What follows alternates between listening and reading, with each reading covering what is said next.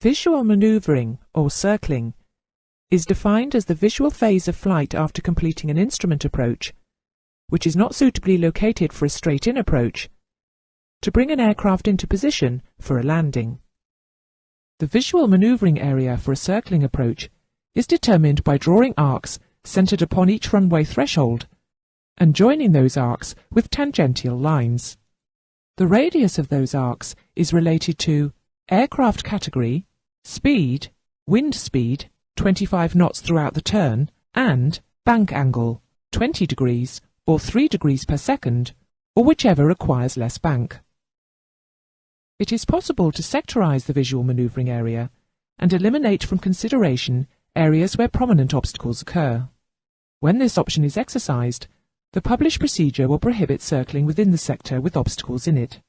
This diagram illustrates the situation. When the visual manoeuvring or circling area has been established, the obstacle clearance altitude or height is determined for each category of aircraft.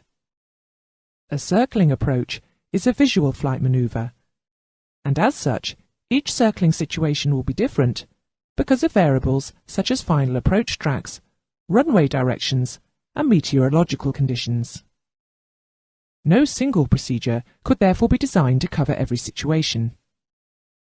After initial visual contact, the assumption is that the runway threshold, or approach lighting aids, or other identifiable runway markings, should be kept in sight while the aircraft is at minimum descent altitude or height for circling.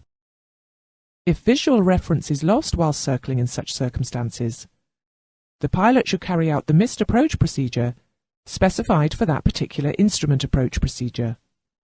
The pilot should first make a climbing turn towards the landing runway and aerodrome overhead to preserve obstacle clearance. Secondly, he should complete the missed approach procedure. When additional margin is added to the obstacle clearance altitude or height, for operational considerations, a minimum descent altitude or height is specified. Descent below this limit should not be made until visual reference has been established and can be maintained, the pilot has the landing threshold in sight, the required obstacle clearance can be maintained, and the aircraft is in a position to carry out a landing.